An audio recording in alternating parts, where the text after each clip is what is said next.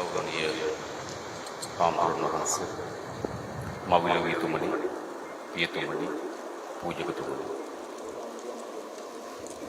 රාජ්‍ය ආරක්ෂාව පිළිබඳව නියෝජ්‍ය අමාත්‍යතුමනි, ආරක්ෂක අමාත්‍යාංශයේ ලේකම්තුමනි, නාවික හමුදාපතිතුමා ඇතුළු ත්‍රිවිධ හමුදාවේ හමුදාපතිවරුනි, පොලිස්පතිතුමනි, නාවික හමුදාවේ ජ්‍යෙෂ්ඨ නිලධාරීන්, අද නාවික හමුදාවට ඇතුල් වෙන නවක නිලධාරීනි, දෙමව්පියනි, ඔබ අපේ රටේ ඉතාමත් ගෞරවාන්විත විනයක් තිබෙන ඒ වගේම නිර්භීත නාවික හමුදාවට ඇතුල් වීම පිළිබඳව බෙහෙවින් ස්තුතිවන්ත වෙනවා. ඒ වගේම ඔබ අද මේ ආරම්භ කරන ගමන මෙම වෘත්තීමය ශාස්ත්‍රයේ ඔබට ඉතාමත් ජයග්‍රහී ගමනකට මා සුබ පතනවා. මා හිතන ඔබ දෙවුර මත විශාල වගකීම් සමුදායක් පැවරී තිබෙනවා. පළමු කොටම ඔබ මෙවැනි ගෞරවනීය නිර්භීත විනයානුකූල වෘත්තීමය රැකියාවක් තෝරා ගැනීම පිළිබඳව ඔබගේ දෙමව්පියන් විශාල ලෙස ආඩම්බර වෙනවා. මා හිතනවා ඔබගේ දෙමව්පියන් ඔබෙහි කරී තබන ලද බලාපොරොත්තුව ඉතාමත් සාර්ථක ලෙස ඉටු කරන ලද තරුණ තරුණියන් පිරිසක්. ඔවුන්ට තවත් ඔබ පිළිබඳ විශාල බලාපොරොත්තු තිබෙනවා. ඒ බලාපොරොත්තු තමයි මේ වෘත්තිය ඇතුලේ ගෞරවය වටිනාකම ආරක්ෂා කරගනිමින් දෙමව්පියන්ට වඩාත් ආඩම්බර විය හැකි දරුවෙක් ලෙසට මෙම වෘත්තිය ඉදිරියට යාවි කියන බලාපොරොත්තුවක් දෙමව්පියන්ට තිබෙනවා. දෙමව්පියන්ට පමණක්ද? රටක් ලෙස අපටත් ඔබ පිළිබඳ විශාල බලාපොරොත්තුවක් තිබෙනවා. අපේ රට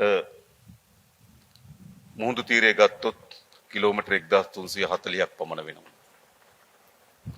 අප දූපත් රාජ්‍ය. අපේ රට වගේ 8 ගුණයක ආසන්න මුහුදක හිමිකාරීත්වය තිබෙනවා. ඒ වගේම 21 ගුණයක ආසන්න ආරක්ෂාව සොයා බැලීම පිළිබඳව වගකීම් තිබෙනවා. ඒ නිසා රට ඔබ දෙස බලාගෙන සිටිනවා අපේ මාතෘභූමිය ආරක්ෂාවේදී, අපේ පොදු ජනතාවගේ ආරක්ෂාවේදී ඔබට විශාල කාර්යභාරයක් පැවරෙනවා. ඔබ එම කාර්යභාරය නිසි පරිදිට ඉටු කරાવી කියන අපේක්ෂාවකින් ඔබගේ මාතෘභූමිය පෙළෙනවා. ඒ ගෞරවාන්විතභාවය, ඒ වෘත්තීමය භාවය ඔබ ආරක්ෂා කරાવી කියන දැඩි විශ්වාසයක් බලාපොරොත්තුවක් අප තුළ තිබෙනවා. ඒ වගේම අපේ නාවික හමුදාවට කීර්තිමත් ඉතිහාසයක් තිබෙනවා. අපේ මව්බිම, අපේ ජනතාව මුහුණ දුන් විවිධ අභියෝගයන්හිදී අපේ නාවික හමුදාව ඉතාමත් නිර්භීත ලෙස අපේ මාතෘභූමිය ආරක්ෂාව වෙනුවෙන්, අපේ පොදු ජනතාවගේ ආරක්ෂාව වෙනුවෙන්, අනාගතය වෙනුවෙන් විශාල කැපකිරීම කරන ලද නාවික හමුදාවක් අපට සිටිනවා. ඔබ ප්‍රවිෂ්ඨ වෙන්නේ එවැනි ගෞරවාන්විත ඉතිහාසයක් හිමි මාතෘභූමිය ආරක්ෂාව පිළිබඳ අනුලංඝනීය සේවයක් ඉටු කරන ලද ජනතාවගේ ආරක්ෂාව ඒ විශාල පංගුවක් දෝතින් ගන්න ලද නාවික හමුදාවට. එනිසා ඔබ මත අද පැවරෙන ප්‍රධාන වගකීම තමයි එම නාවික හමුදාවට පැවරෙන කීර්තිමත් ඉතිහාසයේ අනාගත නිර්මාණකරුවන් බවට ඔබ පත්විය යුතුයි. මා දන්නවා ජ්‍යෙෂ්ඨ නිලධාරීන්, විශ්‍රාමික ජ්‍යෙෂ්ඨයින් ඔබ දෙස බලාගෙන ඉන්නවා. ඔවුන් විසින් ගෞරවයක් සහ ආඩම්බරයක් ලෙස ගොඩනගලද මේ නාවික හමුදාව එම ගෞරවය සහ ආඩම්බරය ඔබ දෙයතට පවරගෙන සුරක්ෂිතව අනාගතය කරා ගෙන යාවි කියන දැඩි විශ්වාසයක් බලාපොරොත්තුවක් ඔබගේ ජ්‍යෙෂ්ඨ නිලධාරීන් සහ නාවික හමුදාවේ විශ්‍රාමගත් බොහෝ දෙනෙක් අතුර තිබෙනවා. එනිසා ඔබ මේ හුදු වෘත්තියකට නෙවෙයි ඇතුළත් වෙන්නේ. අපේ රට අපේ ජනතාව පිළිබඳ විශාල වගකීම් සහිත වෘත්තියකට. මා හිතනවා වර්තමානයේ අපි මුහුණ දී තිබෙන අභියෝගයන් ගණනාවක් තිබෙනවා. ඒ අභියෝගයන් එක පැත්තකින් ආර්ථික තලයේ අභියෝගයන් තිබෙනවා. තව පස්සකින් නීතිය විධානයේ ආධිපත්‍ය තහවුරු කිරීමේ අභියෝගයන් තිබෙනවා. තව පස්සකින් සමාජ අපරාධ මැඩලීමේ අභියෝගයන් තිබෙනවා. තව පස්සකින් අපේ රට ආපදාවකට පත් වුණාම ජනතාව මුදා ගැනීම සහ උන්ට සුරක්ෂිත ජීවිතයක් නිර්මාණය කිරීමේ අභියෝගයන් තිබෙනවා. එනිසා රටක් හැටියට අපි අභියෝග රැසකට මුහුණ දෙමින් තිබෙන අවධියක්. විශේෂයෙන්ම අපි කවුරුත් දන්නවා අපේ රට පහුගිය කාලේ ආර්ථික වශයෙන් විශාල අර්බුදයකට පත් වුණා. ඔබ අපේ දෙමව්පියන් අපේ ඥාතීන් අපේ මිතුරන් එම ආර්ථික අර්බුදයේ හේතු කොටගෙන විශාල ව්‍යසනයකට පත් වුණා. සමහර මිනිසුන් පෝලිම් වල මිය ගියා. සමහර වෘත්තීයවේදීන් රට අත්හැරලා ගියා. ඒ ආර්ථික කඩාවැටීම අපේ රටේ සෑම ශේෂ්ත්‍රයක්ම පතුරවාගෙන ව්‍යාප්ත වෙන්න පටන් ගත්තා. නමුත් වර්තමානයේ අපේ ආර්ථිකය සෙමෙන්වත් ඉතාමත් විධිමත්ව ගොඩනගමින් තිබුණු අවස්ථාවක්. විශේෂයෙන්ම 1977න් පසුව අඩුම අයවැය හිගය මේ 2025 වසරේ වාර්තා කරනවා. අවුරුදු 77න් පස්සේ 2006න් පස්සේ රජයේ වැඩිම ආදායම් වාර්තා කරන වසර බවට පත් වෙලා තිබෙනවා. ඒ වගේම වැඩිම විදේශ සංක්‍රමණ වසර බවට පත් කිරීමේ ඉලක්කයක් අපිට තිබුණා. වැඩිම සංචාරකයන් ප්‍රමාණයක් ඇඳවීම ඉලක්කයක් සහිත අපි වැඩ කරමින් තිබුණා. අන්න ඒ වෙලී විලාවක තමයි මේ ගම් වතුර සහ කුණාටු හේතු කොටගෙන මහා ව්‍යසනයක් අපිට මුහුණ දුන්නා. මේ ව්‍යසනය අපි ස්ථාවර ක්‍රමිකව ගොඩනගමින් තිබුණු ආර්ථිකයට එල්ල කරන ලද ප්‍රබල ප්‍රහාරයක් බව අපි තේරුම් ගන්න තිබෙනවා. නමුත් අපි සතු තියෙන වගකීම වන්නේ කුමක්ද? එවැනි ඛේදවාචකයක්, එවැනි අභියෝගයක් හමුවේ පලා යාම හෝ කනස්සලට පත් වී අනය අපොයි කියා ජීවත් වීම නොවේ. අපි හැමදෙනාම සතුව තිබෙන වගකීම තමයි යලි මේ මාතෘ භූමිය ගොඩනගනවායි කියන ස්ථිර අදිතන. මම හිතනවා එහිදී අපේ නාවික හමුදාව විසින් කරන ලද කාර්යභාරය සහ අපේ නාවික හමුදාවට පැවරී තිබෙන කාර්යභාරය විශාලයි. මා දන්නා මේ ව්‍යසනයේදී විශාල ජීවිත ප්‍රමාණයක් අපිට අහිමි වීමට අහිමි ඉමට ඇවිල්ලා තිබුණා. ඒ වෙලාවෙත් අපි කාර්යක්ෂම විරෝධාර අපේ හමුදාවන් විශේෂයෙන්ම නාවික හමුදාව විශාල මැදිහත් වීමක් කරා. මා දන්නවා කලාඔය ආසන්නී බස් රථයේ 69කට ආසන්න පිරිසක් වහලයක් මත ගොඩ නැගිලා තිබුණා. ඔවුන්ගේ ජීවිත ඉතාමත් ආසන්නී මරණයද ජීවිතයද කියන සටනක නියැලලා තිබුණා. පැය 18කට වඩා වැඩි කාලයක් මහා ගම් වතුරක මහා සුළු කුණාටුවක් මැද මහා වර්ෂාවක් මැද එම වහලේ මත අපේ රටේ පුරවැසියන් මරණයේ බියජනක අත්දැකීම් විඳ විඳ ජීවත් වුණා. එහිදී මා පෞද්ගලිකව දන්නවා එම ජනතාව මුදවා ගැනීමේදී අපේ නාවික හමුදාව කරන ලද කාර්යභාරය අතිශය විශාලයි. පළමුව ඔවුන් මුදවා ගැනීම සඳහා ගමන් කරන ලද බෝට්ටුවේ නිලධරයින් බෝට්ටු අනතුරට පත් වුණාට පසු ඔවුන්ද වහලේ ජීවත් වුණා. ඔවුන් වහලේ හිටපු සිවිල් පුරවැසියන්ට ජීවත් වීම සඳහා අපේක්ෂාව බලාපොරොත්තු ගෙන දෙමින් ධෛර්යය එකතු කරමින් තිබුණා. ඒ නාවික හමුදාවේ ඔබගේම නිලධාරීන් තුන්දෙනෙක්. ඒ වගේම වුන් මුදවා ගැනීම සඳහා මේ ත්‍රිකුණාමලයේ සිට ට්‍රක් රථයක හදිසි බෝට්ටු සහ ඒ සඳහා විශේෂ පුහුණුලත් කණ්ඩායමක් පාන්දර 3:00ට ආසන්න වෙලාවෙදී තමයි නොච්චියාගම ආසන්නයට ගියේ. එම ප්‍රදේශයට ගියේ. ඔවුන් තමන්ගේ ජීවිතය පරදුවට තබා එම අපේ රටේ පුරවැසිය මුදවා ගැනීම සඳහා විශාල කාර්යභාරයක් කරා.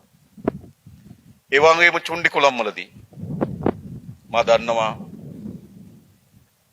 එහි මොයකට ආශ්‍රිතව මතුවී තිබෙන ගැටලුව ඒ ගංගා පිටාර ගලමින් විනාශ වෙන තමන්ගේ දෑයින් දකමින් ඔවුන් මොකද කරේ?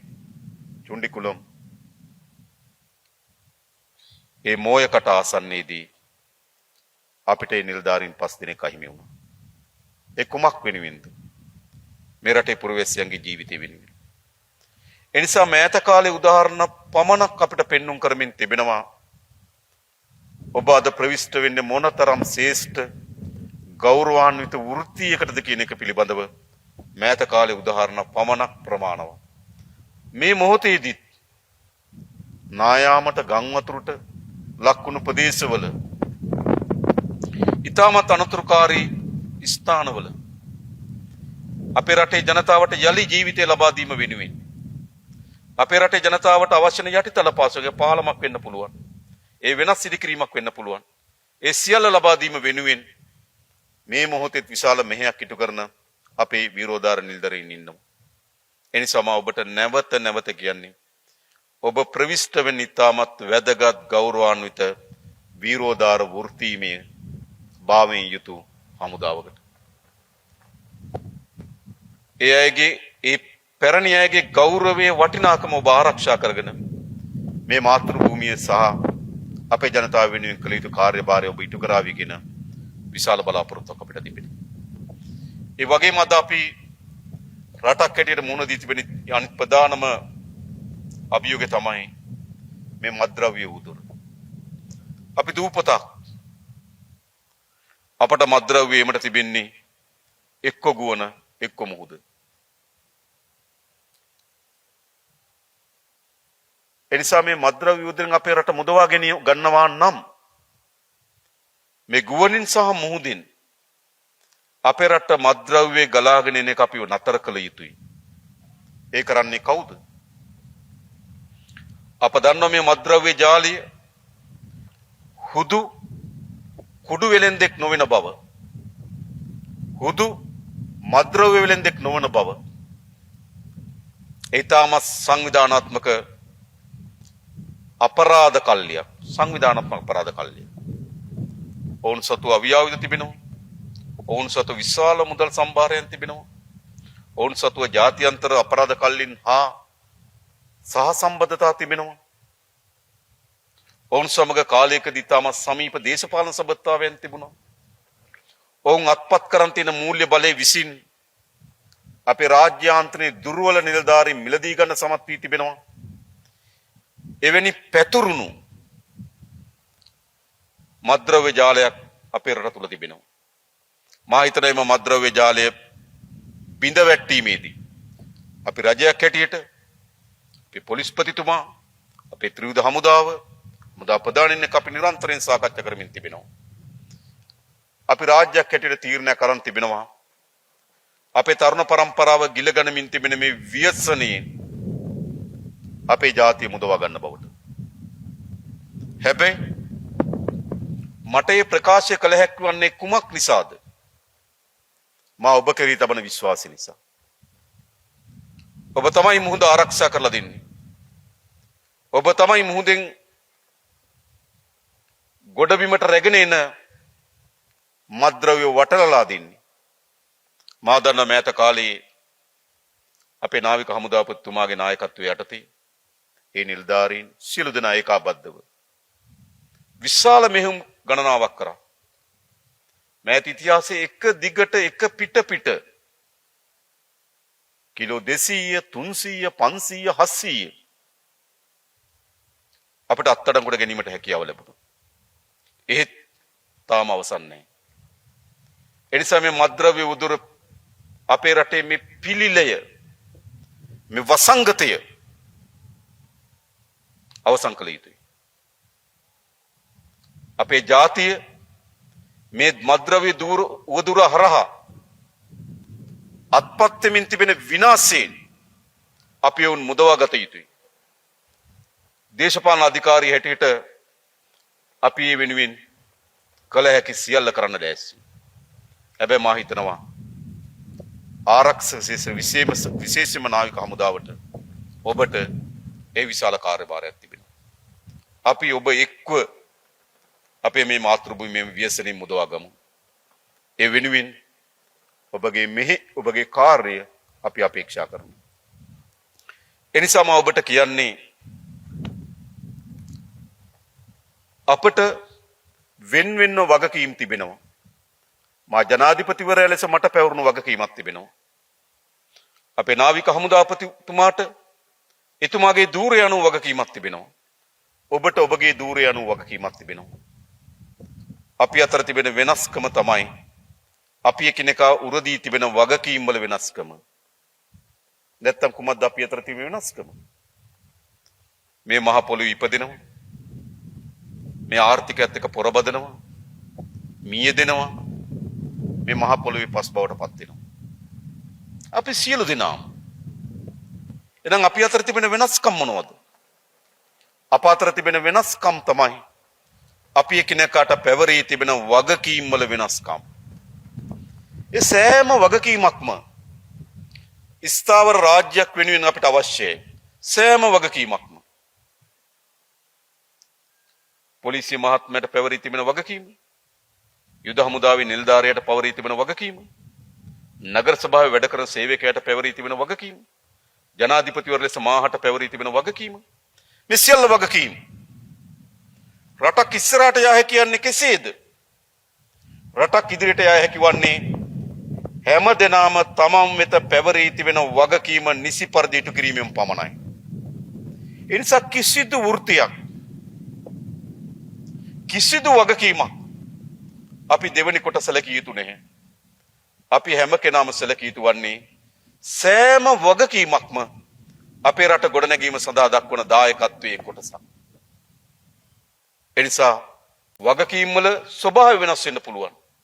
හැබැයි අපි හැම දෙනාම අපි එකිනෙකා මත පැවරී තිබෙන වගකීමක් දෙවුර මත දරාගෙන සිටිනවා. අපි සෑම දෙනාම එක්ව අපේ දෙවුර මත පැවරී තිබෙන වගකීම් නිසි පරිදි ඉටු කරමු. මම ඔබට ආරාධනා කරන්නේ වෙනුවෙන් ඔබ වෙත අද දින සිට පැවරෙන වගකීම, ඔබගේ දෙවුර මත පැවරී තිබෙන මේ වගකීම නිසි පරිදි ඉටු කරන නවක නිලධාරීන් බවට පත් වෙමු කියලා ආරාධනා කරමින් ඔබට ඔබගේ වෘත්තියේ ජයග්‍රහී වෘත්තීමේ ජීවිතයක් සඳහා සුබ ප්‍රාර්ථනා කරමින් මම නතර වෙනවා. බොහොම ස්තුතියි.